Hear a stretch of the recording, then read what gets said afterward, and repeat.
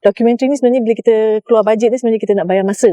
Sama ada nak ikut harimau ke, nak ikut gajah ke, atau kita nak ikut bunga dari benih nak jadi proper trees ke, you have to pay with time. So I think that's one of the challenge of Malaysia producing good documentaries.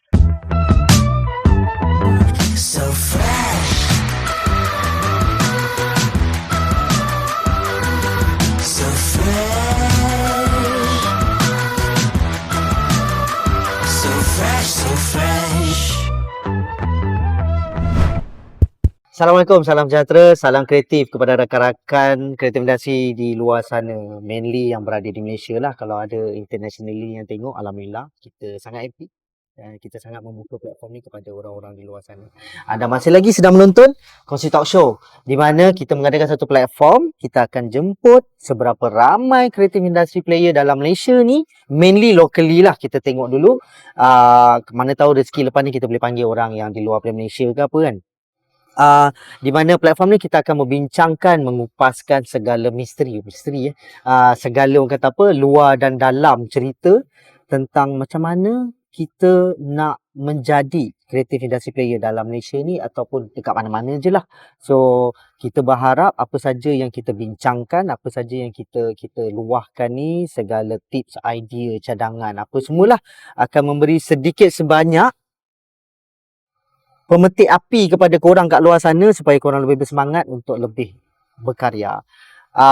Kalau ada sebarang komen, cadangan, apa yang korang rasa tak best ke tentang kongsi talk show ni, boleh je komen terus dekat laman YouTube kita orang ni. InsyaAllah kita akan tengok satu persatu dan kita cuba untuk melayan satu persatu. Jangan lupa subscribe, komen, like and share.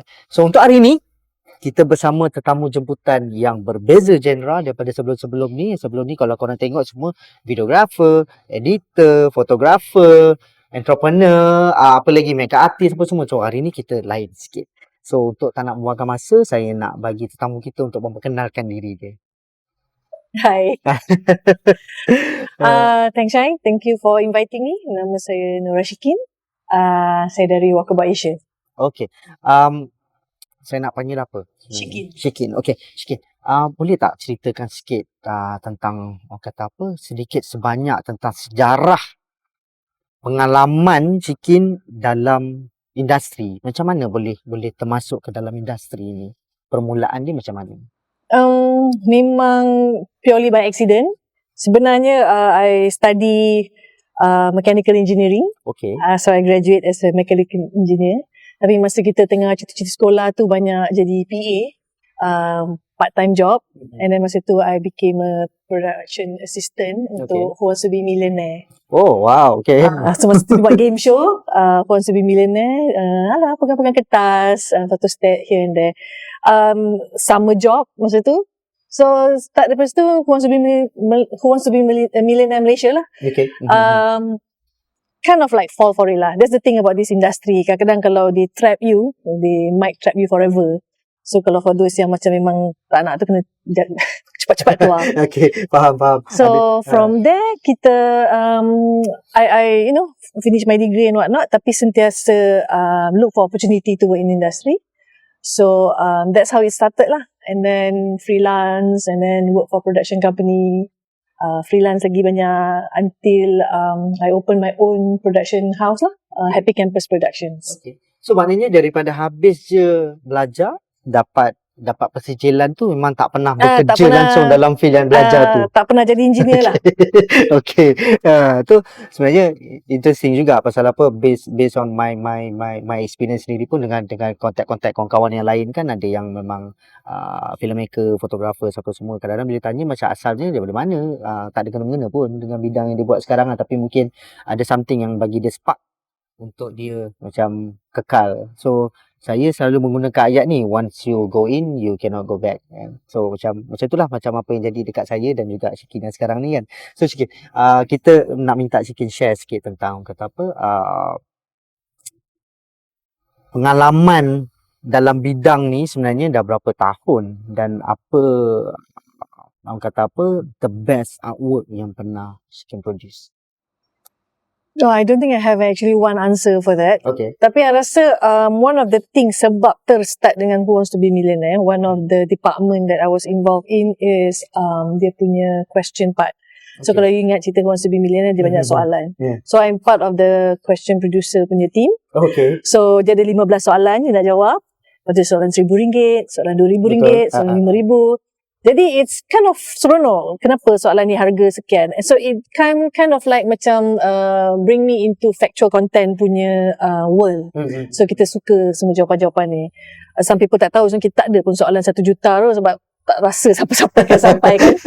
Tapi kadang-kadang memang soalan 25,000 and whatnot. So that is actually one of the way yang I think I enjoy in this part of the industry, which is doing factual content. Okay. So bila kita buat pasal factual content ni, dia orang selalu macam boring, how to make it interesting, and then of course a lot of friends kita buat, filming, drama, movies and whatnot.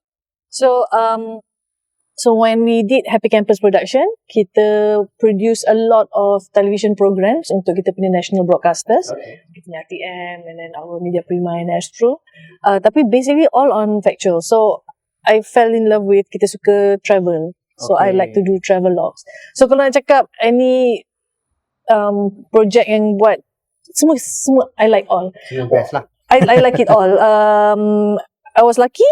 Kita create cerita yang program yang we like. So if I terasa nak travel pergi India, I propose cerita travel lot going to India. So that's one. Lepas tu kita buat couple of quite recent years documentaries. And then when we start to travel overseas, kita buat documentary pasal things that we see. So those are very interesting topic lah. And saat-saat manis are those, and sometimes when we win some awards, international awards.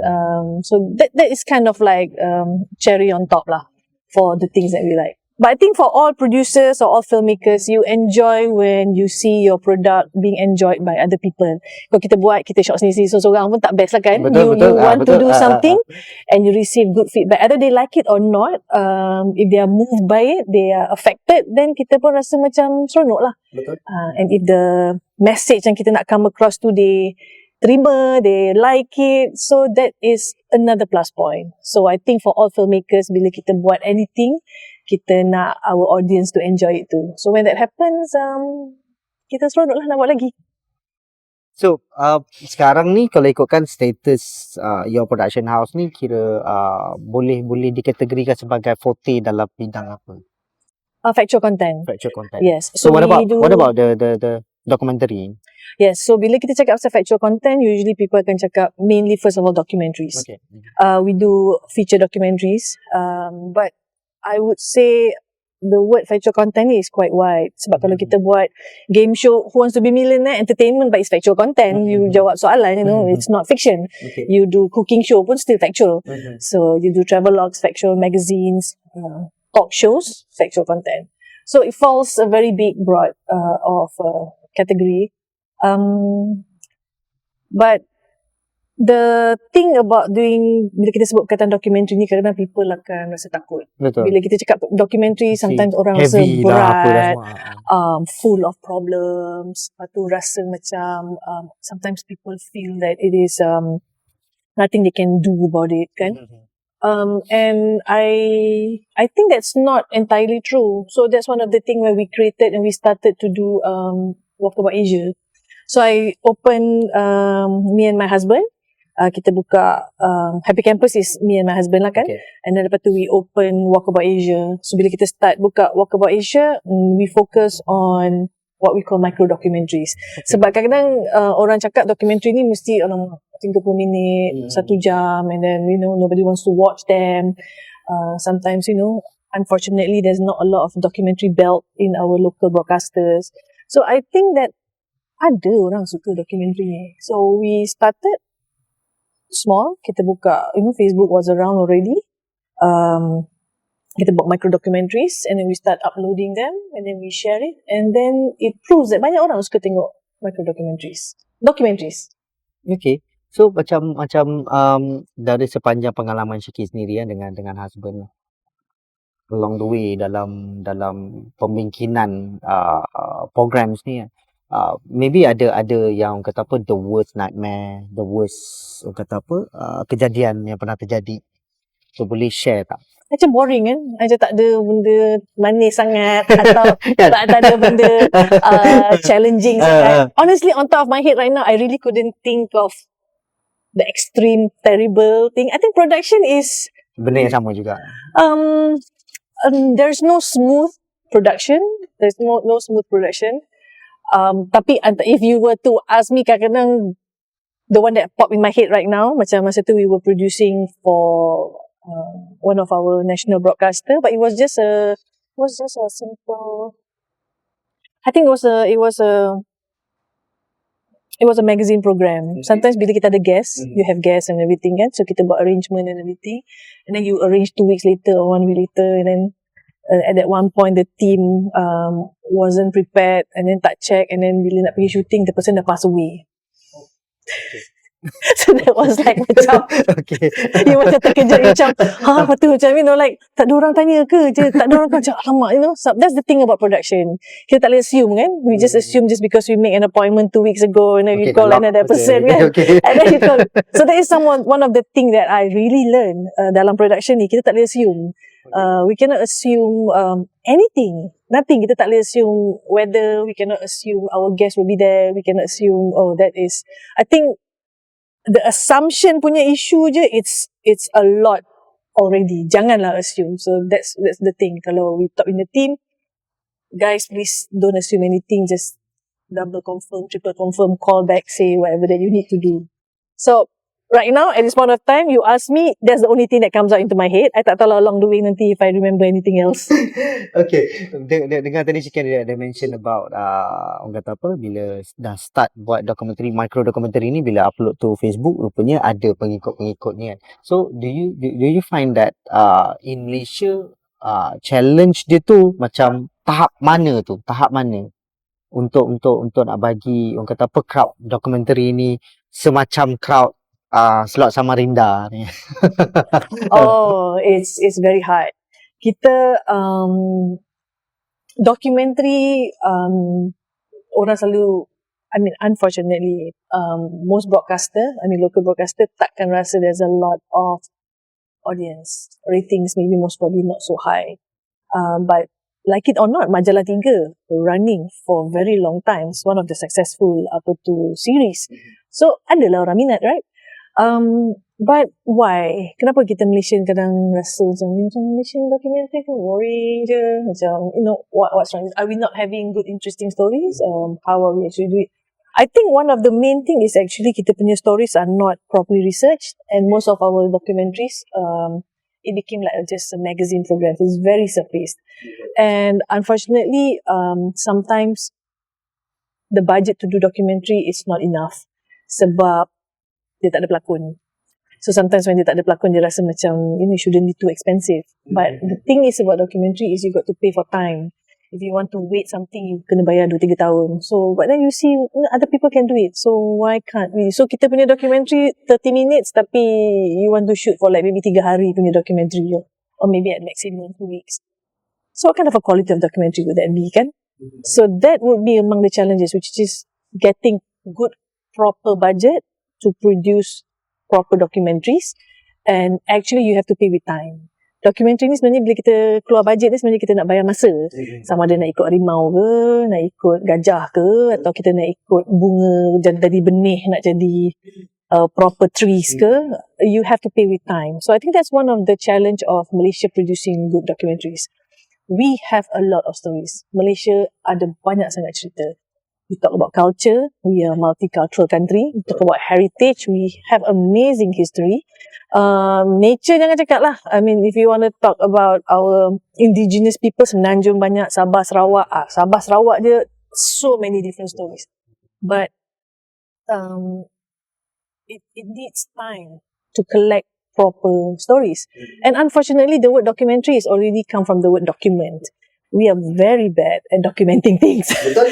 We are very bad at documenting things. Kita nak collect benda, kita nak document. And we come from a country, that has been transferred with oral history. cerita already, but it's not being documented. Or colonial time, they take away every single thing of that. It's not with us. So there's a lot of work to be done actually to do documentaries. So yeah, if you nak cakap pasal challenge, we need more documentaries. Another challenge is, do you think that, we need to do something that can spark orang kata apa, orang-orang lama ni supaya mengubah mentaliti, supaya diorang lebih pandang benda ni. Sebenarnya dokumentari ni adalah bukan benda yang boleh dipandang sebelah mata.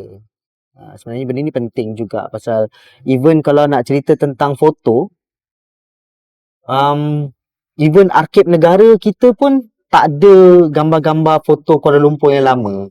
Yang ada fotografer-fotografer yang old school ni, diorang simpan benda tu, dah diorang tak bagi pun kat arkib negara, because of mungkin ada yang saya dengar cerita in terms of orang kata apa, offernya sangat rendah, and recognition dia macam alah, daripada kau simpan besok rosak, bagi je lah kat kita orang. So do you think that we need orang kata apa, some kind of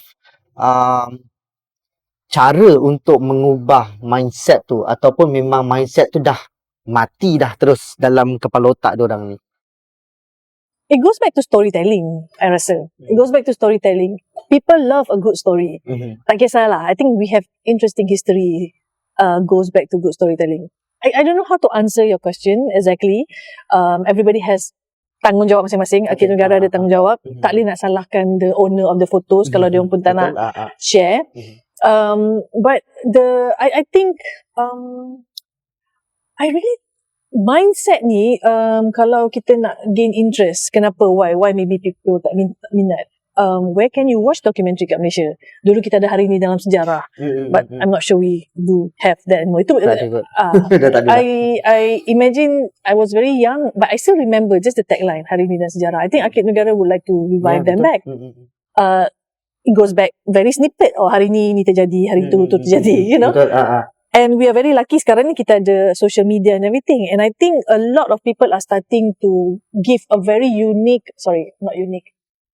interesting way to tell factual content. You have influencers start cerita, tahu tak dulu ni Malaysia macam ni, tahu tak dulu kita punya sejarah and what not. So there are more interesting ways to tell factual content stories daripada the traditional boring cara yang put you to sleep. Macam okay lah, another way TV pendidikan lah, cara-cara TV pendidikan. Tapi then you people tanya, tapi Net Geo punya documentary best, Discovery all very nice. So those are all quite storytelling. So when we did Walkabout Asia, we did a lot of experiment. So you can find a lot of micro documentary stories kita kat Walkabout Asia, which can be, tengoklah, you can boleh tengok dekat Facebook, you can see us on YouTube. And we, first of all, kita cakap okay lah, mungkin tak ada orang nak tengok 1 jam, kita bagi 3 minit lah, kita bagi 5 minit, and then we see how. So we grow a lot of audience, and maknanya proven lah orang. Meaning audience tu ada. Memang people nak tengok. Maybe they are not ready to watch the 1 hour version, but they are interested to watch the 3 minute version. The thing about macam factual content ni, macam kita tak zaman dulu kalau kita jumpa orang first time, kita berkenalan, lepas tu orang tu bercerita lah macam, that person is such a well-read person, seronok. So that's the thing that we hope to achieve dengan Walkabout Asia. Bila you jumpa, you tak payahlah tahu sampai nak buat thesis, but you tahu a bit here and there. So that is one thing that we aim to do with Walkabout Asia.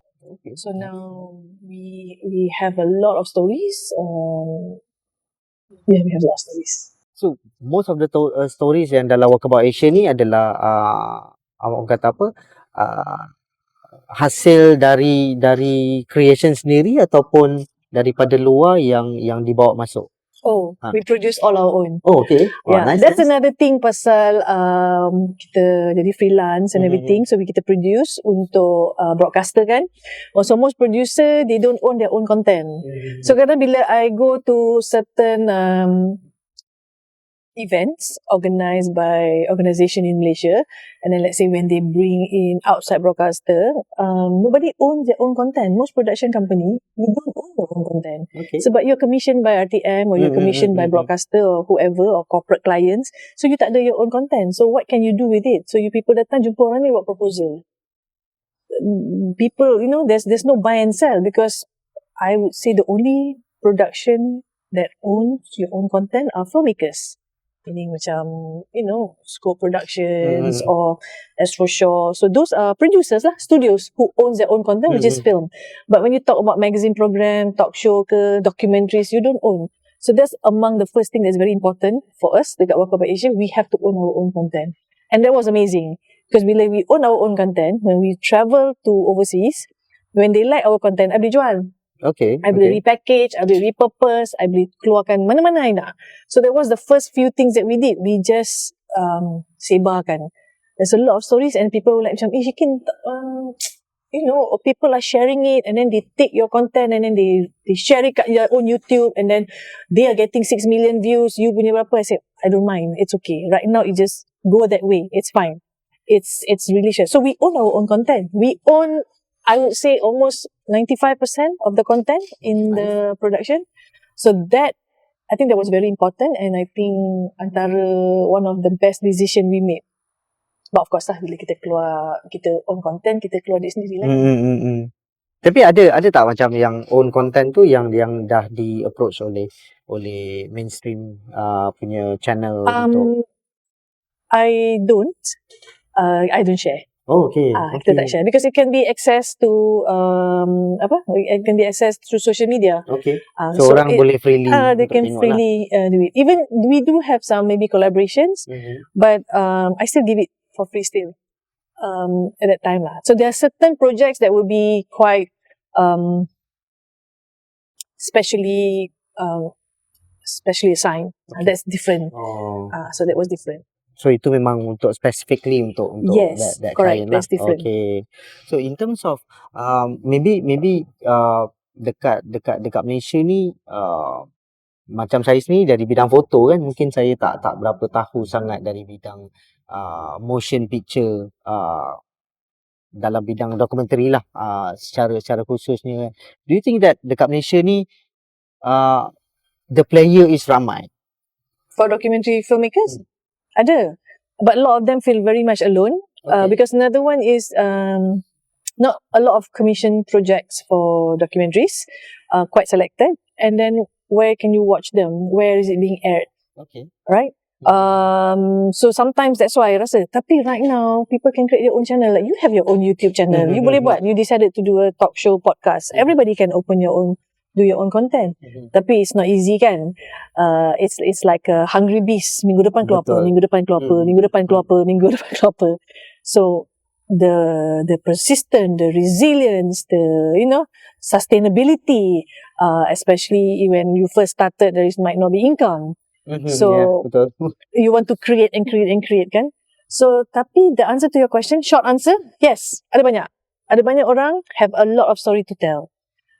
Then that's where Walkabout Asia then comes in. Okay. We can provide a platform for them to air their content, air their stories. So that will be our next stage lah, where we allow stories to be aired on our own channel. Menarik. Pasal ada juga orang-orang yang saya kenal dalam orang kata apa bidang perfilman ni, bila cerita tentang macam tak teringin ke nak buat doku style punya short film ke apa ke, memang nampak heavy dan berat, ataupun setengah orang kata macam art berat kan. Tapi bila dapat jawapan tu dia orang macam different style lah bro, nak buat paperwork pun macam lain daripada apa yang kita. Tapi saya cuba menyangkal, pasal saya fikir macam paperwork is paperwork. Sama, pasal rasanya kita just macam throw the idea dan kita bagi tahu apa kita nak buat. So I rasa macam tak ada. Ini from my own opinion lah kan. Saya tengok macam benda ni tak ada banyak beza pun, tapi bagi Shikin sendirilah, adakah benda tu menjadi satu kekangan kepada local filmmakers yang lain ni untuk jump into documentaries? Kadang-kadang kan bila kita cakap pasal documentary ni, in terms of the genre, people like to do controversial content. Okay. You might want to do LGBTQ related. You nak buat pasal buang bayi. You nak buat cerita pasal Rohingya. You nak buat pasal stateless. You nak buat pasal IC. All very controversial. That will be the easiest. Sometimes you want to get people lah. Okay. Tapi tapi can you be unbiased when you create a story? Will you interview both sides, the government and the non-government, to do documentary? Because your job is to tell the story. Either you want to try to influence your audience to your point of view, or are you getting paid by certain NGO to, talk about certain angle that you nak. So it's a huge responsibility because it's not fiction. But documentary is not fiction. You nak cerita. Hari ni you nak cerita pasal, even in Netflix, you can see documentary $1 million whale, is it? Was it the title again? Right. So it's your opinion whether that happened ke tidak. You can see Westerners do story pasal kita punya plane MH370 juga. Kita pun tengok, kita macam betul cerita ni kan, but whose version is it? Whose idea? Whose point of view? Did they interview any Malaysian? I know they interview the victims, the families and whatnot. So the responsibility buat documentary ni is very heavy, especially if you decide to do very controversial. But it's the easiest to get ratings lah kan, right? So as a documentary filmmaker pun, you kena decide how you want to tell. Am I biased? Am I doing a good job? Am I being responsible in? It's like you're a photojournalist. You can tell a scene by one picture. You flip the other page. It is angle is a different story kan, but your choice or your editor's choice. So it's a not strictly black and white. But then on the other hand, kita ada cerita-cerita yang quite what we call, that's one of the reason why I like in the terms of Walkabout Asia ni, untold stories. Dia ada benda yang berat-berat ni, betul berat-berat ni, lepas tu tak ada solution tau sebenarnya. Masalah. Orang tengok dokumentari, dia rasa stres. Aku tengok dokumentari kan, you feel nothing. Ataupun you do documentary and then the whole documentary is about, kita punya Sumatran rhino dah nak pupus, kita punya tiger dah tinggal 300. But you as an audience, you rasa macam, I don't know what to do. Kita jadi berperang diri sendiri pula. Padahal movie tu, doku tu tengah bagi kita message ni, tapi macam kita pula macam. So maybe, I don't know, maybe that's why some people macam rasa documentary is so depressing. Mungkin, you don't know. Okay. So is there a better way to tell a certain message? Yes, memang kita kekurangan tigers and whatnot, but okay, maybe this is what you can do, or this is whatever kan. So again, the filmmaker plays a whole lot of part in how they want the audience to feel. Tapi on the other hand, there are so many feel-good story pun. Kita boleh cerita pasal our heritage and our culture. There's a lot of culture. You said me yourself that there's a lot of stories dan kita boleh ceritakan pasal budaya and whatnot. Tapi janganlah cerita budaya pupus kan. Everybody pun semua cerita, new generation tak ada. But there might be story about one boy who actually doing something, which is a positive story.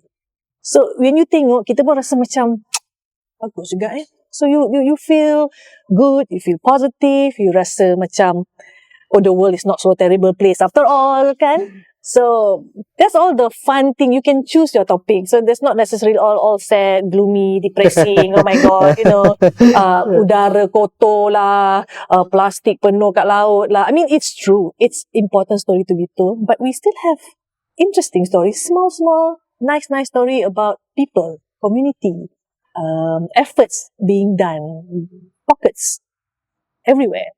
And those are a lot of stories, and we need more people to tell. And I rasa, going back to your first original question, ada banyak who wants to tell those stories, and sometimes they feel alone. Okay. So they feel alone, macam aku seorang je ke minat pasal orchid, aku seorang je ke minat pasal orang asli ni. Am I the only one who like batik? Orang lain semua, ataupun saya batik, maybe there's something, because you have your interest. And I think in this today, you have phones, it's easy to shoot, easy to film, you can open your own channel, and I think banyak.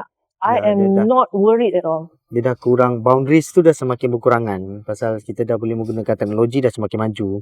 So macam-macam benda kita boleh guna untuk macam, kalau dulu mungkin macam aduh nak beli kamera mahal lah, sekarang dengan phone pun dah boleh produce good orang kata apa, good content. Pasal mungkin benda ni pernah terjadi kat diri sendiri. Pasal saya suka dokumentari. Saya memang belajar tentang foto dokumentari.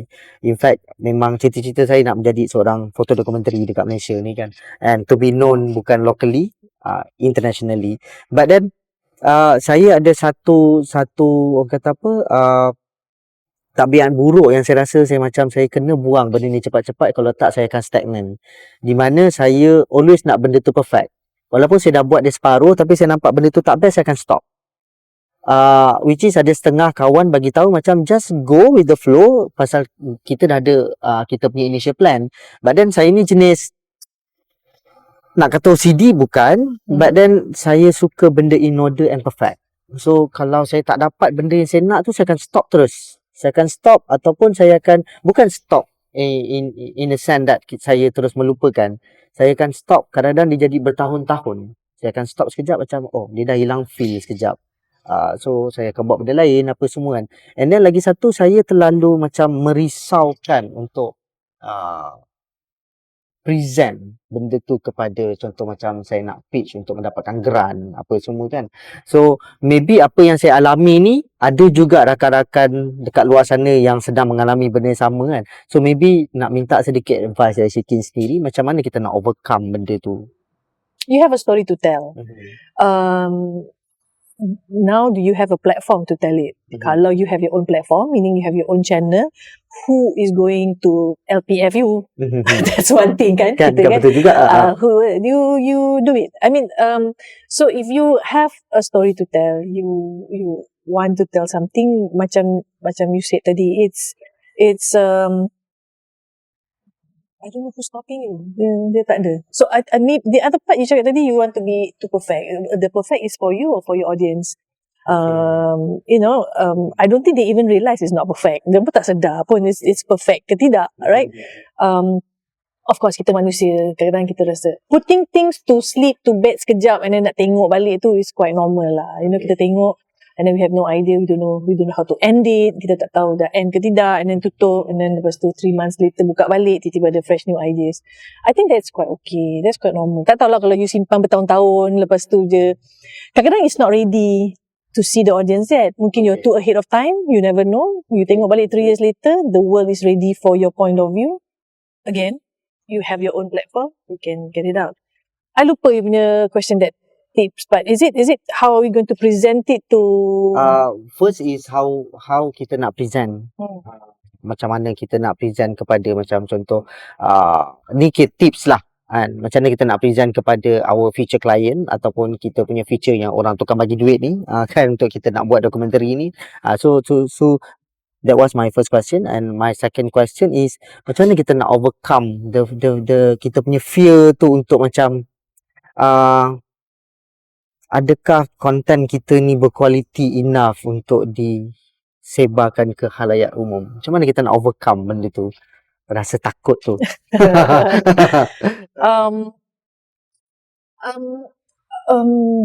Nak minta duit ni memang not easy kan. So I think number one, kita kena tahu dengan siapa kita nak ask the money from. Related to kita punya subject jugalah. So when it comes to documentary, you janganlah minta dekat if it's very, if your topic is quite heritage and culture and everything, you minta a technology company, mungkin they don't see. So of course we have to understand who's our client, who the one you're asking money from. Is it in line dengan diorang punya CSR? Is it in line with their mission and vision? Especially if you tahu they are looking to fund a certain particular factual content punya product. And then you have to understand who's your documentary for. You nak buat for mass, you want to do a particular niche, or is it who is it for lah? Who's your target market? I think that is very important. You nak tell what story you want to tell. I think that is the most easiest way to explain. Quality takes practice. Takes practice lah, I rasa. I think if you were to see your first picture, you pernah ambil gambar, if you keep it, you tengok balik, mesti Allah, man, tak nak tunjuk, Betul. right? Same with me, I pernah tengok some of the first few dulu-dulu mula-mula buat, macam, my goodness, what we were thinking kan. Tapi it's fun because you can see your growth, your own personal growth, and then maybe that one help us kita feel good about ourselves a bit. Macam okay lah, at least adalah progress kan. We are not supposed to go downwards, kita supposed to go a bit up. So and I think constantly look at good quality content yang you aspire to produce. So kalau you really aspire certain particular filmmaker, you memang suka style dia macam tu, tengoklah a lot. So hopefully it will hopefully dia melekat kat kita kan, because kitanya mata kan, kita tengok, you're so used to certain particular pictures, certain particular quality of film, so that when you buat, it will come out that way. I truly believe that is I think that happens. Tapi kalau you asyik tengok something that you pun tak suka, tak minat, nanti dia will keluar lah something yang you tak suka sangat. Okay. My next question is more into siapa yang Shikin idolize? Mungkin ada idol ataupun ada someone yang betul-betul bagi yang banyak influence Shikin dengan apa yang Shikin buat sekarang.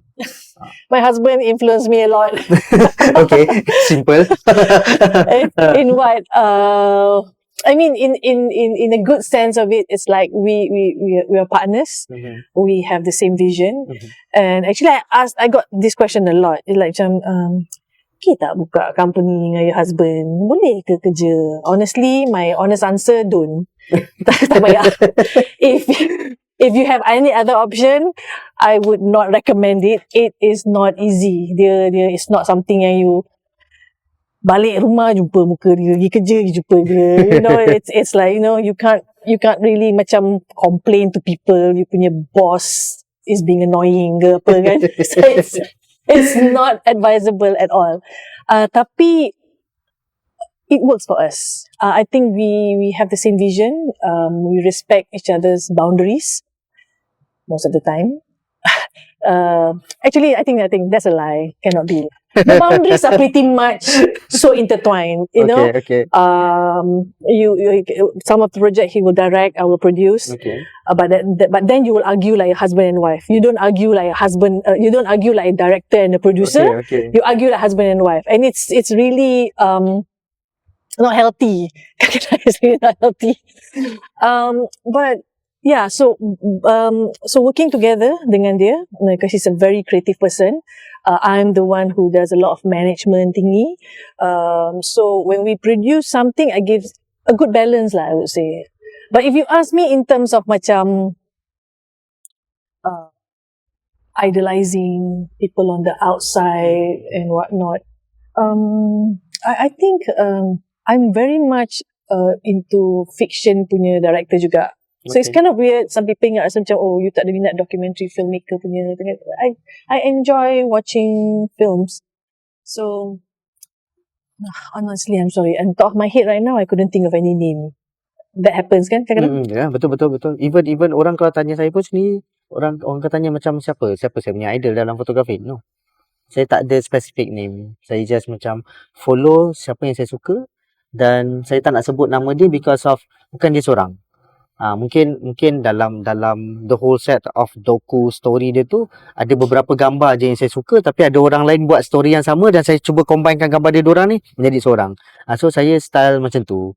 Tapi betul benda tu make sense. Kadang-kadang orang tak boleh sebut siapa yang macam banyak bagi influence dan dia idolkan orang tu kan. Saya sendiri tak ada.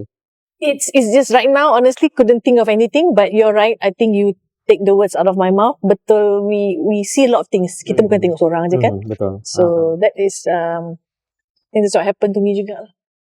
And do you think dokumentari industri dekat Malaysia ni mainly for dokumentari filem lah, dia punya challenge dari segi competition tu tinggi ataupun macam tak ada? Tak ada. No, honestly, I would say that anybody who wants to masuk into documentary not documentary industry lah. I mean, the community of documentary is really small. Okay. I think it's very, very, very, very, very, very small. So much so that sebab macam kita ni, kita nak kena belajar kan. So we travel, we go to documentary circuit, kita pergi documentary festival. So there's Busan Film Festival, and then we went to Tokyo Docs, and we want to learn. So when we travel around, I tengok a lot of this documentary festival. I rasa this certain film macam kenapa Malaysia tak ada, macam like and I learned so much. I'm so excited to bring it back. So with that, actually 3 years ago, kita started our own international documentary festival, which is called Walk the Dog. Okay. Because bila kita travel, I learn so much, and I feel like macam, rasa macam, Malaysia ada banyak cerita lah, and the world need to see a lot of our factual content stories, and we have good ones. And that's how I started, berjinak-jinak sikit dengan festival, submit some of our documentaries, get some awards out there. So kita orang, my husband and I, kita orang started Walk the Dog in 2022. Okay. 2022. So we started small, kita buat kat Langkawi. So right now, 2024 is our third, insyaAllah, this year, our third International Documentary Festival. We call it Walk the Dog Content Summit. Okay. So what happened is, we network, we make some friends, documentary filmmakers around the world, and we invite them over to Malaysia. So we have like about 3-day forum, workshop. We talk about a lot of things. Malaysia, dia suka belajar pitching minta duit. Macam mana kita nak pitch nak minta duit. It's very important. Okay. Kan? And how do we produce for international broadcaster? That's among the things that kita punya feedback, kita realise our filmmaker very interested. So we bring this broadcaster, these experts, they datang. And also kita bawa, we bring in speakers that can talk about different type of genre of documentary, wildlife, nature, culture, travel documentary. So sekarang ni documentary genre tu dia bukan very specific. You can make it anything that you want. You like travel, you make it factual. Okay, let's call it travel documentary. Nama pun dokumen kan? Right. So you like food, you like travel, and then it's a factual content, food, travel documentary. Anything. Call it anything you want. That's amazing what we have today. You can make it whatever you want. So, 3 hari, we have forums, they have workshops, and I was very happy. We had a lot of good feedback from documentary filmmakers. But right now, I want to call them content creators. Okay. Sebab sometimes bila kita sebut documentary filmmakers, it scare people. Betul. Tau. Diorang rasa berat. It has to be, I said, no, tak ada. Okay, you're content creators, you create content for your own channel, for your own social media, or you want to create content for a particular client or broadcaster, tak kisah. So we have that, and then we create a hub. So our aim is to make Malaysia as one of the Asia's hub for factual content creators. Nice. So that's what we started. And we open up this thing called a Small Story Big Impact. Okay. We have this program, nama Small Story Big Impact. We just launched it last year. So the first year tak ada Small Story Big Impact. Second year kita buat Small Story Big Impact. So we keluarkan a grant untuk apa ni, young filmmakers. Tapi young filmmakers doesn't necessarily have to be muda lah. It can be like you baru nak berjinak-jinak and do filming. We did roadshow. We went to universities. Kita pergi to around Malaysia, and kita buat pitching session to do a 5-minute story, 5-minute micro documentary. So the chosen one, ada kita bagi mentorship, kita bagi guidance, intensive workshop. So they have about 2 months to produce, and then at our festival, it's being screened, it's being premiered, it's being viewed by international filmmakers, documentary filmmakers, and they comment. It's a lot of learning experience lah. So that is what we experienced when we were overseas, and we were very happy to be able to bring it to Malaysia and share it with our local content creators. And that's another thing yang kita sedar pula. Sometimes people suka tengok je dokumentari, dia tak nak buat. You know, so they'll say like macam Shikin, ada tak just for me watching je? So we start creating screenings. Okay. And that is another interesting angle lah. Because kadang-kadang dokumentari yang kita biasa tengok is apa yang keluarkan Netflix, Net Geo atau Discovery. But there's so many other documentary from other part of the world, especially Asia. Jadilah nama Walkabout Asia. Okay. Juga. So we focus a lot of content from the Asia region for the world. Okay. So dua program yang Shikin mention tadi ni dah lepas ke atau? Every year kita buat. Okay. So this year we're gonna have one in November. Kita punya content summit ni lah, Walk the Dog content summit. So kita punya content summit ni is going to be happening in November. Okay. And then lepas tu leading up to it, kita ada buka small story big impact, kita ada roadshow, kita ada pitching sessions, and then we're gonna open international documentary competition because we receive documentary from all around the world. Okay. And we celebrate all of them at the content summit. So at the content summit ni kita adalah workshop, forums, international people datang, and we're gonna have like talks. For example, influence of AI in documentary filmmaking.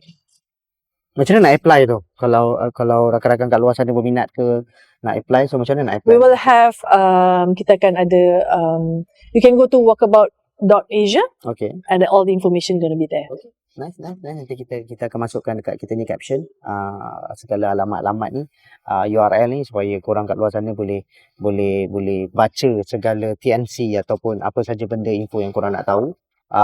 Okay, sikit. Untuk next ni kita rasa macam kita dah dengar tentang pengalaman, kita dah dengar tentang the best part of it, kita dah dengar the worst part of it, kita dah dengar macam is there any specific filosofi ataupun ideologi yang orang kata apa, bila orang kita set satu ideologi ataupun filosofi ni untuk become this is me. Saya tanya soalan susah lah. Soalan ni susah. Ideologi. Atau senang cakap filosofi lah. Filosofi dalam berkarya. So apa sebenarnya yang Shikin sendiri cuba nak sampaikan supaya benda tu boleh memberikan satu kepuasan dan boleh dilabelkan sebagai this is my achievement actually. So inilah pembawakan. Oh, I rasa we're too young to cakap we have any achievement kan. To have any success story. I think there's a long way to go. It's a long way to go. I nak cakap success story. I'm blessed. I'm very thankful. Everything yang we want to do, alhamdulillah, we manage to do it. Itu nombor satu. Meaning daripada kita ada happy campus. You tak sangka you nak buka company, tiba-tiba okay, alamak ada buka company. And then we feel that, I want to do a documentary channel. And then, oops, okay, we have Walkabout Asia, kita ada documentary channel. Ada tu orang tengok Walkabout Asia documentary channel ni kan. Lepas tu, almost 1 million followers dekat Facebook. Oh, okay, that's not bad, alright. And then lepas tu kita pergi travel, and then lepas tu kita tengok macam, kenapa Malaysia tak ada kita punya own festival? Lepas tu kita buat. And I think if you put your mind and head in anything that you want to do, you manifest it. You put your hand, I want to have it. I think same things with you. You want to have your kongsi hub. You do it, and you do it. And it's still around. So tiba-tiba dah tahun ketiga. So you feel macam, okay, that's good. But kita buat penambahbaikan setiap tahun lah. Okay, tahun lepas tak ada ni, tahun ni ada ni. So in that sense, I'm very blessed. I rasa I'm very blessed with a good partner, both husband and a business partner.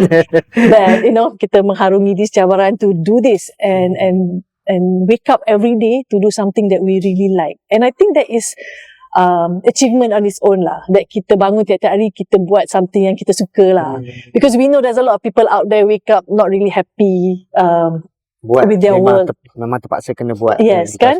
So I think in that sense, I'm very blessed lah.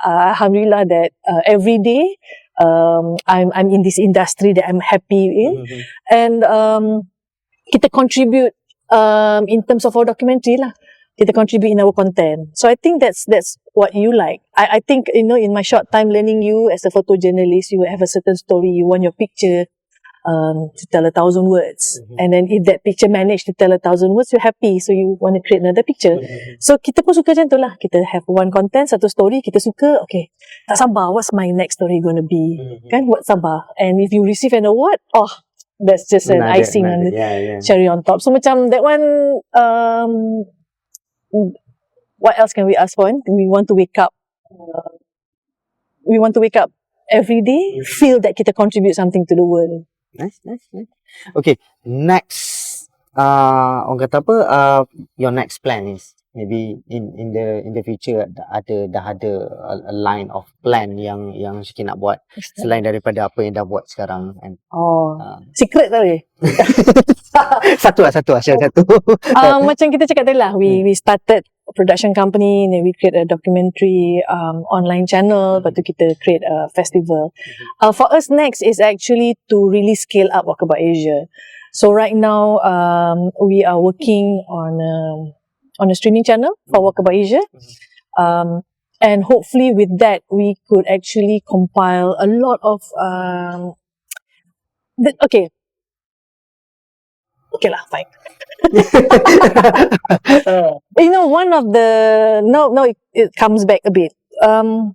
Selalunya bila kita tengok satu documentary, especially about Asia, it's not told by Asians. It's always usually by a Western perspective.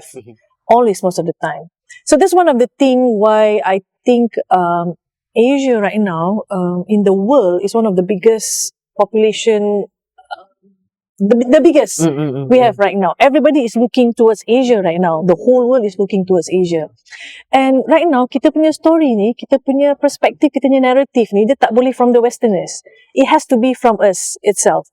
You want to tell your story, you tell your own story. The Japanese tell their own story, the Korean tell a story. So that's one thing sometimes I feel that when the Westerners tell their version of Asia, they have a certain anggapan. Third world country, deforestation, potong pokok, and then they come and tell you, jangan potong your pokok, they cut all their trees already, but now they come to you and tell, please don't cut your trees. It's not wrong, but that doesn't mean that it's our responsibility to provide the world's oxygen because you have cut all your trees. Example, right? So, the narrative of the story from the Asian part, it should be told from us. So, that's another step, I rasa, for documentary filmmakers to tell our own story. You want to talk about indigenous people? Let us talk about our own indigenous people. You don't have a foreigner come in and start stirring up things that might not be true. You tak tahu. You don't know. So, so I think that's why I said the opportunity untuk filmmaker, factual content ni, untuk bercerita, untuk berkarya, banyak. Because choose lah, you pilih je topik apa you nak. It's a lot, but most importantly, told by us, by Asians. So it's our perspective, and we have the platform to tell them. Because sometimes when you tell a certain story that doesn't fit their narrative, they tak suka. Betul. That's why they won't air it. That's why you pitch lah macam mana. You nak pitch, they want their version, they want their point of view of how they think the Asians are. Tak biasa kan? And do you think that itu adalah menjadi satu kekangan kepada local industry player untuk keluar? No, it's not. Because why do we allow ourselves to be dictated by them? Why do we need their validation so much? Okay. Kan? Mungkin setengah orang macam kita nak try Net Geo tapi tak lepas, kita nak try Discovery Channel tapi tak lepas. Do you think that itu adalah menjadi salah satu orang kata apa demotivation kepada orang kita untuk go out from our comfort zone ni? That's why it's all unfortunate. There's like beratus-ratus channel, not only Net Geo dengan Discovery. Okay. Kenapa kita nak sangat validation from Net Geo and Discovery? There is ABC, and then you have BBC, you have NHK, KBS, you have Netflix, you have Waterbear. There's so many right now. Even digital online channel selain daripada Net Geo dengan Discovery, so much, all waiting for Asia content. But we need to be out there lah, because dulu betul kita hanya tahu Net Geo dengan Discovery, we don't know anything else. But right now there's so much more, so we don't need their validation. It's not only them.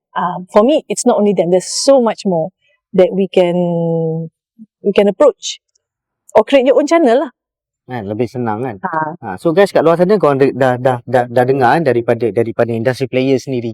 So because maybe ramai daripada kita ni masih lagi terasa takut dan kita tak sedar tu kita dah narrow down kita punya mindset tu menjadi macam kita pandang kepada benda yang dah sangat established.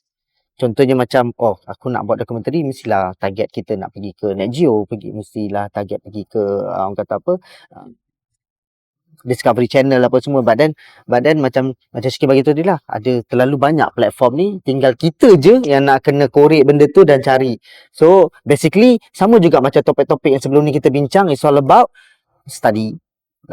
Buat apa research apa semua. Kalau kita malas, kita tak dapatlah benda-benda macam tu kan. So maybe Shikin ada sedikit orang kata apa harapan in the future untuk industri ini sendiri. Of course.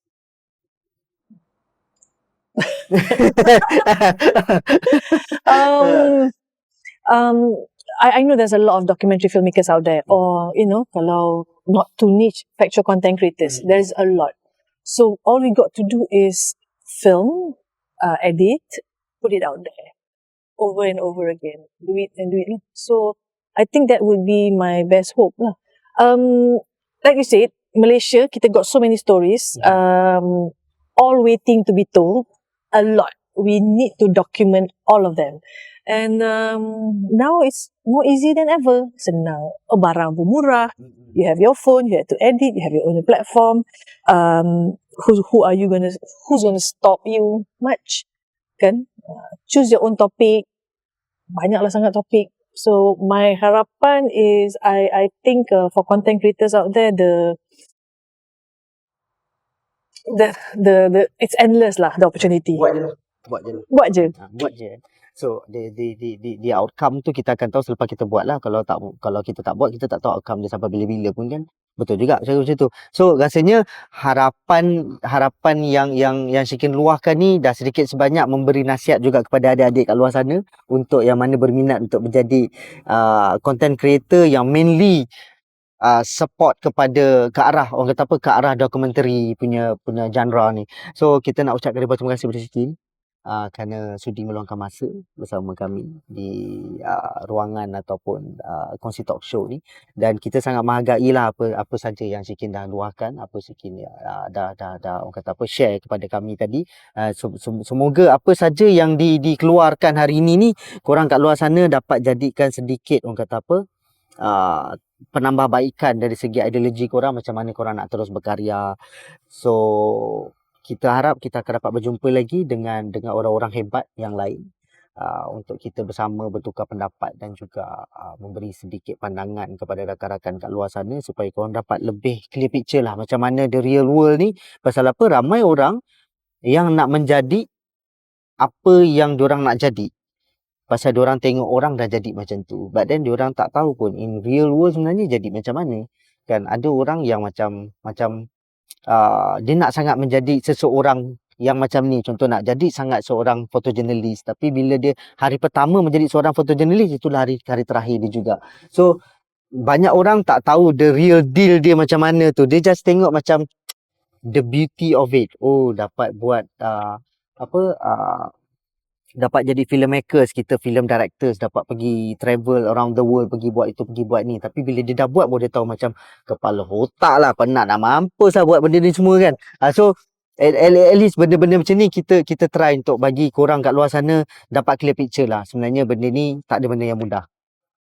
Semua benda perlukan effort, semua benda perlukan study, semua benda perlukan orang kata apa, knowledge yang betul. With the right platform and the right path, rasanya insyaAllah kita boleh buat apa saja yang kita nak buat. So lagi sekali kita nak ucapkan ribuan terima kasih kepada Shikin. Thank you. I hope okay lah kot kan? InsyaAllah okay je. Kita bedal je. Kita tak nak jadi macam terlalu formal. Kita nak layan je. Pasal kadang-kadang saya just play around dengan apa yang guest dah cakap tu. Saya play around je untuk menjadikan dia satu soalan, tambah lagi soalan yang lain kan. Itulah macam itulah. Okay. So guys, sebarang komen, sebarang cadangan, sebarang idea, siapa saja yang korang nak tengok selepas ni yang akan berada di sebelah saya menjadi sebagai tetamu jemputan, korang boleh komen dekat bawah tu. Mungkin korang ada idea siapa-siapa yang korang nak kita cuba untuk mendapatkannya, dan sebarang komen, cadangan kita akan cuba melayan dan reply insya-Allah. So jangan lupa subscribe, like, comment and share. InsyaAllah kita berjumpa lagi di episod akan datang dalam Kongsi Talk Show. Assalamualaikum. So fresh.